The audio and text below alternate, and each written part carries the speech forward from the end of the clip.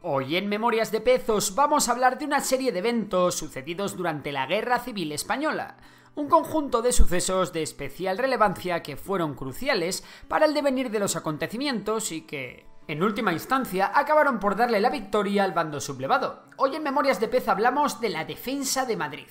Para ello tenemos que entender brevemente cómo estaba el panorama español en aquella época.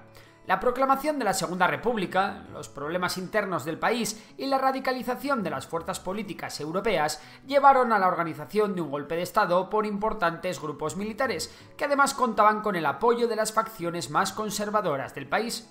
El 17 de julio de 1936 estalló el golpe de Estado en los territorios africanos y un día después en el resto de España.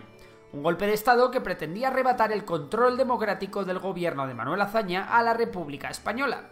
El objetivo principal del golpe era el de tomar rápidamente el control de la capital y las principales ciudades.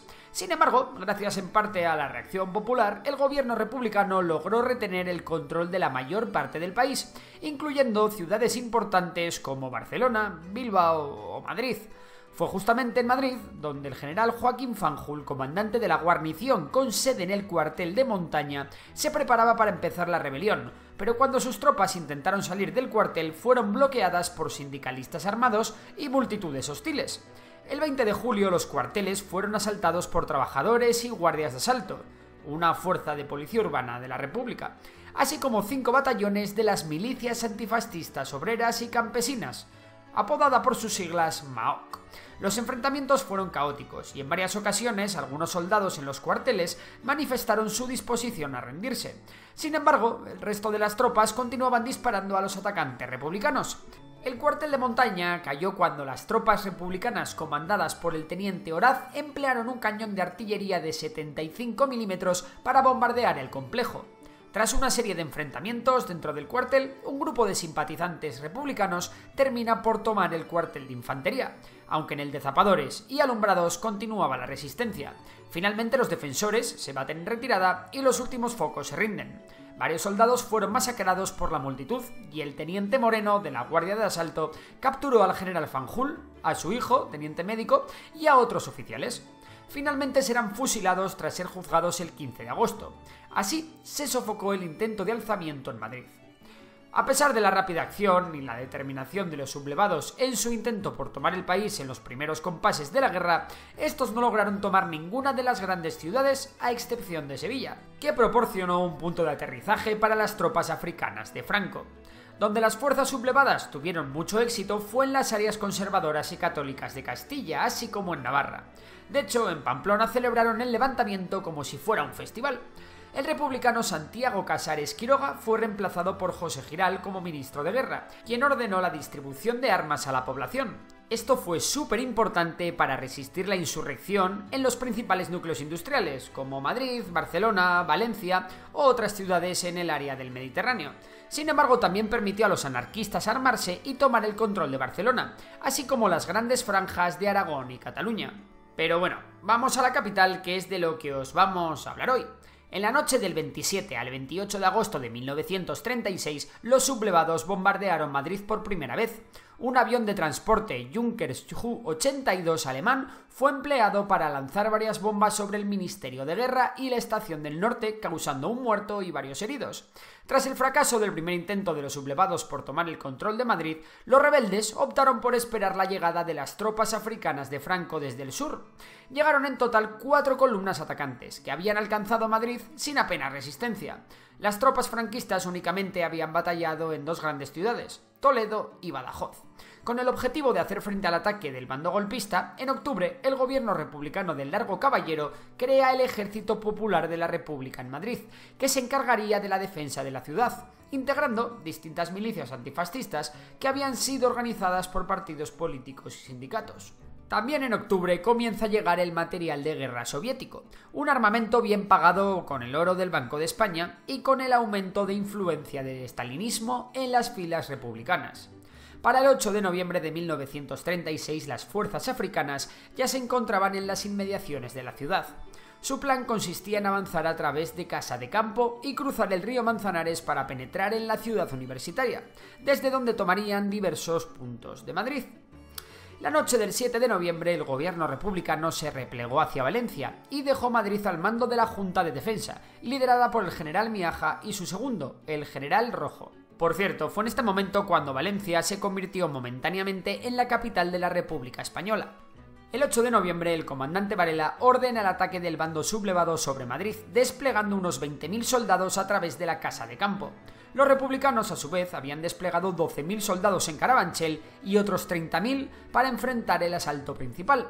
A pesar de ser superiores en número, los republicanos estaban muy mal equipados, en su mayoría solo con armas de bajo calibre y no más de 10 balas por cada rifle. Además, la mayoría de milicianos apenas tenían entrenamiento, ni contaban con gran experiencia en combate.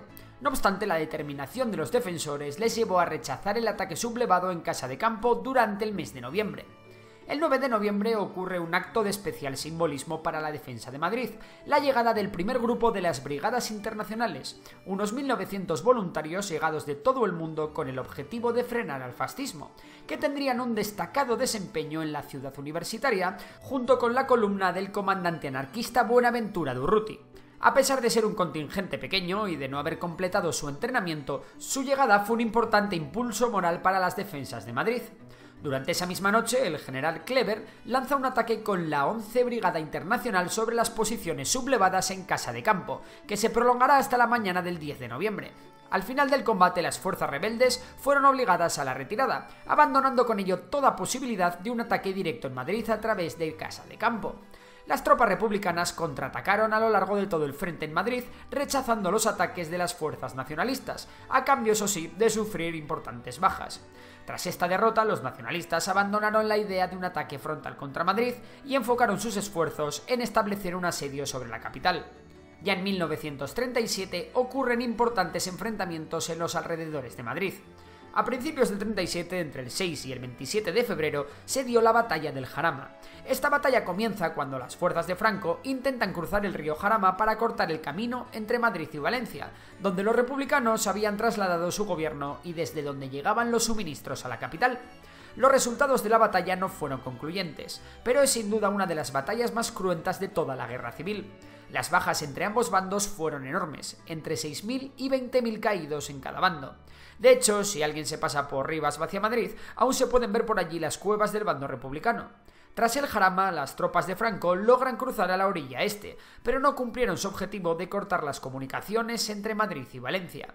Cabe mencionar que muchos historiadores consideran la batalla del Jarama como una de las primeras batallas modernas de la guerra civil, ya que se llevó a cabo en campo abierto con una gran concentración de armamento y con importantes movimientos aéreos, de tanques y de artillería. De hecho, la batalla tuvo un gran impacto internacional, causando una gran conmoción y una ola de solidaridad en el resto de las democracias occidentales. Entre el 8 y el 23 de marzo de 1937 se dio la batalla de Guadalajara, al noreste de Madrid, en la cual los republicanos evitaron un intento de las tropas italianas que ayudaban a los sublevados para cruzar el Jarama, rodear las defensas de Madrid y emprender un asalto sobre la capital. Para entonces, un tercio de la ciudad de Madrid se encontraba destruida por los bombardeos de artillería y aéreos. Sin embargo, la moral todavía se mantenía fuerte entre la población madrileña.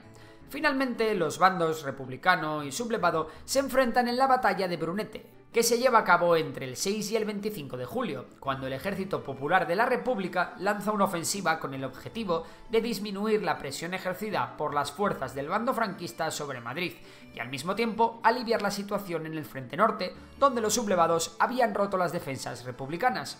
Tras una semana de duros combates, las fuerzas franquistas lograron recuperar la mayor parte del terreno perdido, y el 25 de julio los republicanos se batieron en retirada. A finales de 1937, los nacionalistas ya habían logrado tomar el control de gran parte del norte de España, el corazón industrial del país, y con ello muchas de las fábricas de armamento. Mientras, la situación en Madrid permanece casi invariable durante gran parte de 1938. Sin embargo, la situación en Madrid comienza a ser muy precaria y los sublevados consiguen reducir progresivamente el racionamiento de alimentos. Durante esta etapa hubo mucha escasez de combates y la moral republicana comenzó a decaer, ya que la situación general de la guerra no invitaba al optimismo. La población de Madrid sufrió cada vez más la falta de suministros, la falta de ropa de abrigo, de armas y de municiones. No obstante, Franco había renunciado a la idea de otro asalto frontal a la ciudad.